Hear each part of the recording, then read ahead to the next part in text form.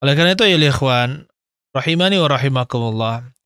Larangan ini yang dilarang oleh Nabi Shallallahu alaihi wasallam takutnya para sahabat terkena syubhat sehingga nanti mereka malah mengikuti apa? Mengikuti syariat yang salah, mengikuti kebatilan. Nauzubillahi min dzalik. Oleh karena itu ini juga menjadi peringatan agar kita tidak dekat-dekat dengan perkataan atau tulisan ahli bid'ah, orang-orang yang dalam kesesatan, yang suka mengada-ngadakan dalam urusan agama ini yang tidak ada dalilnya dari Al-Quran maupun Al-Hadis, yaitu hadis Nabi Shallallahu alaihi wasallam. Oleh karena itu di sini peringatan ini menjadi peringatan untuk semua bahwa tidak semua yang tercatat itu boleh dibaca dan tidak semua yang dikatakan ilmu itu boleh diambil. Jadi kita katakan ayyuhal ikhwan merupakan kesalahan fatal apabila ada seseorang yang mengatakan ya kita baca terserah kita apa yang kita baca, apa yang baik maka kita ambil, yang buruk maka kita buang. Maka perkataan ini salah. Perkataan ini salah. Kenapa? Karena yang menilai baik dan buruk itu bukan orang awam, tetapi ahlu ilmi, yaitu para ulama yang memang berada di atas sunnah, kemudian mereka memang memiliki keahlian untuk membedakan yang hak dengan yang batil. Tapi itu perlu perjalanan panjang, belasan tahun, puluhan tahun untuk belajar sehingga bisa mengenali dan membedakan yang hak dengan yang batil. Adapun orang-orang awam, orang-orang yang tidak mengetahui ilmu, yang tidak bisa membedakan hak dan batil, hanya mengetahui ini sesat, ini tidak sesat, aliran ini sesat, ini tidak sesat, kemudian menceburkan diri ke dalam fitnah, menceburkan diri ke dalam syubhat, membaca perkataan-perkataan mereka, maka ini sangat berbahaya. Ini sangat berbahaya.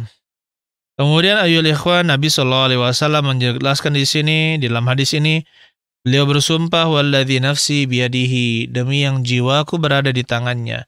Laqad ji'tukum biha baydha'a naqiyah. Saya telah datang kepada kalian dengan agama yang membawa agama yang putih jernih. Agama yang putih jernih, yang jelas, bersih dari kebatilan yang dibawa oleh Nabi sallallahu alaihi wasallam. La tas'aluhum an syai'in. Janganlah kalian bertanya kepada mereka, yaitu ahli kitab, tentang sesuatu apapun. Fatyukhbirukum, sehingga mereka mengabarkan kalian bihaqqin fatukadzibu bihi. Ketika mereka mengabarkan tentang sesuatu yang hak, justru kalian nanti dustakan. Kalau misalkan mereka mengabarkan suatu kebatilan, kalian membenarkan perkataan tersebut. Nah, ini mengingkari kebenaran dan menerima kebatilan, ini sangat berbahaya di dalam syariat kita. Oleh karena itu, ayyuhal ikhwan, para ulama ahli sunnah wal jamaah melarang mendekati berbagai macam syubhat, yaitu kesalahan di dalam pemahaman. Saudara-saudari sekalian yang mudah-mudahan kita dirahmati oleh Allah Subhanahu wa taala. Bahkan Nabi sallallahu alaihi wasallam menegaskan, "Walladzi nafsi biyadihi, demi yang jiwaku berada di tangannya. Law anna Musa kana hayyan, seandainya Musa, maksudnya adalah Nabi Musa alaihi salam, hayyan, hidup, kana hayyan, ma wasi'a wa wasa'ahu illa an yattabi'ani." Maka tidak berhak untuknya kecuali mengikuti syariat yang aku bawa. Jadi tidak boleh Nabi Musa alaihissalam membawa syariat sendiri, membawa syariat beliau kepada umat Nabi Muhammad SAW kalau seandainya Nabi Musa alaihissalam hidup. Bahkan kita dapatkan kabar dari Nabi SAW bahwasanya Nabi Isa alaihissalam ketika turun nanti, maka beliau akan beramal dengan syariat yang dibawa oleh Nabi Muhammad SAW. Nabi Isa turun bukan membawa syariat baru tapi mengikuti syariat yang dibawa oleh Nabi Muhammad sallallahu alaihi wasallam. Tidak boleh beliau membuat syariat atau menjelaskan yang berbeda dari apa yang diajarkan oleh Nabi sallallahu alaihi wasallam. Saudara-saudari sekalian yang mudah-mudahan kita dirahmati oleh Allah Subhanahu wa taala. Nah, di sini terdapat pelajaran besar bahwasanya kita jangan sembarang membaca buku, jangan sembarang membaca artikel, jangan sembarang membaca tulisan-tulisan yang menyebar. Baik buku, begitu pula jangan sembarang mendengarkan rekaman-rekaman atau siaran-siaran atau tayangan-tayangan, karena tidak semua tayangan tersebut sesuai dengan manhaj ahli sunnah wal jamaah. Kalau kita tahu kadar diri kita, bahwasanya kita tidak bisa bahasa Arab, hafalan sedikit, perbandingan mazhab tidak belajar, perbandingan akidah juga tidak belajar, kemudian juga akidah ahli sunnah wal jamaah belum khatam, ya apa yang bisa kita andalkan untuk bisa membedakan yang hak dengan yang batil? Tidak ada. Maka kalau kita sadar diri, maka cukupkanlah dengan apa yang diajarkan oleh para ustadz ahli sunnah wal jamaah yang bermanhaj salaf. Ya, dengannya kita bisa mengetahui kejelasan-kejelasan hal-hal yang jelas, yang jauh dari syubhat atau kesalahan dalam pemikiran dan keyakinan, sehingga kita bisa biidznillah ta'ala terhindar dari berbagai macam fitnah dan juga kesesatan dengan izin Allah Subhanahu wa ta'ala. Jadi kita harus menjauhi kitab-kitab tersebut. Pernah Imam Ibnul Qayyim menyebutkan, Imam Al-Marudhi pernah berkata kepada Imam Ahmad, "Ista'artu kitaban." Saya meminjam sebuah buku. Fihi asya. Di dalamnya ada hal-hal radiah yang buruk. Maksudnya kesesatan. Tara an akhriqahu au ahriqah. Bagaimana pendapatmu kalau saya robek buku ini atau saya bakar? Qala na'am. Maka berkatalah Imam Ahmad, ya. Wa qad ra'a Nabi sallallahu alaihi wasallam bi yadi Umar. Dulu Nabi sallallahu alaihi wasallam pernah melihat di tangan Umar kitaban. Ya, sebuah catatan, sebuah buku, iktatabaha minat Taurah, yang beliau ambil faedahnya dari Taurat. Wa ajabahu muwafaqatahu lil Quran.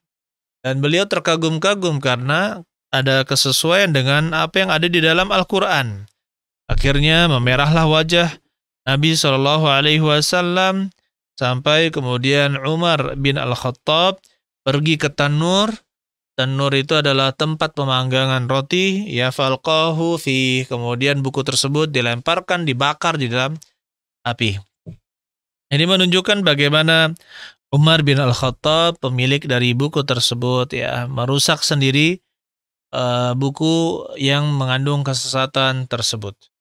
Oleh karena itu, ya ikhwan rahimani wa rahimakumullah, tidak sepantasnya orang awam ya yang tidak memiliki ilmu, tidak bisa membedakan antara yang hak dan yang batil, menceburkan diri ke dalam syubhat atau mendekati perkara-perkara yang syubhat. Ditakutkan ketika dia membacanya, dia terkesima, terkagum-kagum dengan isi buku tersebut, maka dia akan cinta dengan penulisnya, akan bangga dengan penulisnya. Kemudian dia mempelajari apa yang ditulis oleh penulis tersebut, sehingga dia menjadi orang yang tersesat karena dia mengikuti kesesatan yang ada di dalam buku-buku yang ditulis oleh orang tersebut. Na'udzubillahi min dzalik.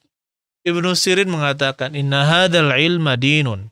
Sesungguhnya ilmu ini adalah agama. Fanzuru amman ta'khuduna dinakum. Maka lihatlah kepada siapa kalian yang mengambil agama kalian. Ini menunjukkan kita tidak boleh sembarangan mengambil ilmu agama, harus jelas. Kita harus melihat ya siapa, dari mana dia belajar. Contohnya saja misalkan kita dapatkan ada orang yang gemar melakukan perbuatan bid'ah, ya, maka kita katakan tidak pantas kita mengambil ilmu darinya. Atau misalkan ada orang yang kesalahan akidahnya sangat fatal, ya, selisih akidah yang seharusnya diyakini oleh ahli sunnah wal jamaah, tapi ternyata dia menyimpang, maka itu tidak pantas kita mengambil ilmu dari orang tersebut.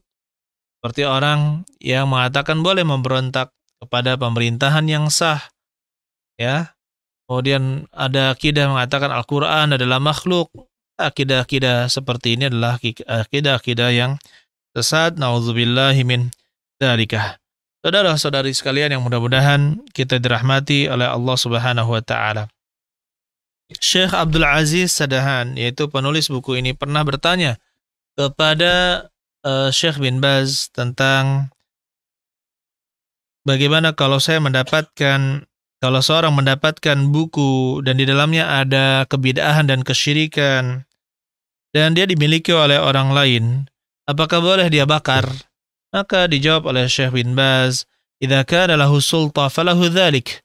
Jika dia memiliki kekuasaan, maka dia berhak untuk membakarnya. Wa illam yakun lahu sultah, apabila dia tidak memiliki kekuasaan, falyarfa biha ila man lahu sultah. Maka dia angkat kasus tersebut, kepada orang yang memiliki sultah, power, memiliki kekuatan. Karena di Saudi itu ada namanya Hay'ah al-Amr bil Ma'ruf wa Nahy al-Munkar, yaitu badan yang bertugas sebagai al-Hay'ah Amar Ma'ruf Nahy Munkar, jadi mengawasi syariat, penerapan syariat di dalam negara.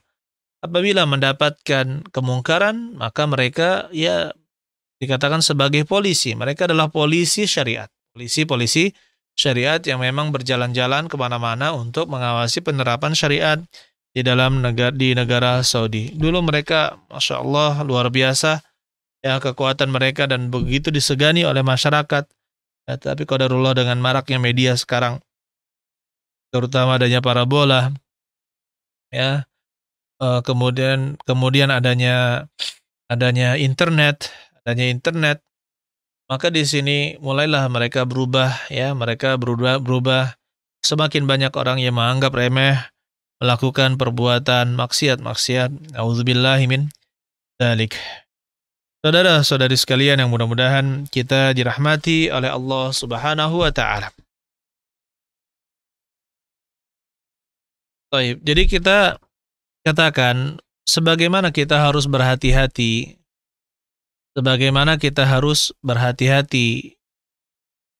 kepada hal-hal yang sesat atau menyimpang. Kita jangan mendekatinya, jangan membacanya, jangan mendengarkan ceramah darinya, ya. Maka begitu pula syahwat. Kita jangan dekati syahwat-syahwat atau hal-hal yang bisa merusak syahwat, syahwat kita atau bisa memancing syahwat kita sehingga kita melakukan perbuatan-perbuatan yang diharamkan oleh Allah Subhanahu wa taala. Dengan banyaknya media-media sekarang, ya memang kita bisa berdakwah, menyebarkan ilmu, kemudian bisa bertemu dan berkomunikasi dengan orang lain dengan sangat mudah. Tetapi yang kita dapatkan ayyuhal ikhwan, ya, dia seperti pisau bermata dua. Ya, bisa ke bawah itu bermanfaat, tapi kalau misalkan ke atas, dia akan melukai diri kita sendiri. Oleh karena itu, kita nasihatkan seluruh media yang ada, baik radio, televisi, kemudian HP, kemudian yang lainnya, ya maka kita usahakan ya kita bisa manfaatkannya dengan semaksimal mungkin. Kita bisa belajar di sana, kita bisa bertanya masalah-masalah agama di sana. Saudara-saudara sekalian yang mudah-mudahan kita dirahmati oleh Allah Subhanahu wa taala. Pada hadis ini kita dapatkan faidah bahwasanya Umar dan para sahabat yang lain disuruh untuk mencukupkan diri dengan syariat yang dibawa oleh Nabi sallallahu alaihi wasallam, yaitu dengan Al-Qur'an dan sunnah beliau. Ya, dan tidak perlu membaca buku-buku dari agama lain. Contohnya seorang ingin mempelajari ya Injil atau Taurat, Tanakh misalkan, maka kita katakan ya jangan. Kecuali orang yang sudah katakan kalau bahasa kita sebagai seorang ustadz gitu ya, sudah mempelajari pokok-pokok akidah Ahlussunnah wal Jamaah dengan dalil-dalilnya, sudah mempelajari perbandingan mazhab, begitu perbandingan akidah, maka yang seperti itu dan dia memang ketika mempelajarinya maka dia bisa digunakan untuk membantah kesesatan, maka kita katakan silahkan. Tapi kalau belum sampai derajat tersebut, maka jangan memberanikan diri untuk mempelajari buku-buku sesat. Seperti misalkan yang sangat jelas adalah orang-orang Rafidhah.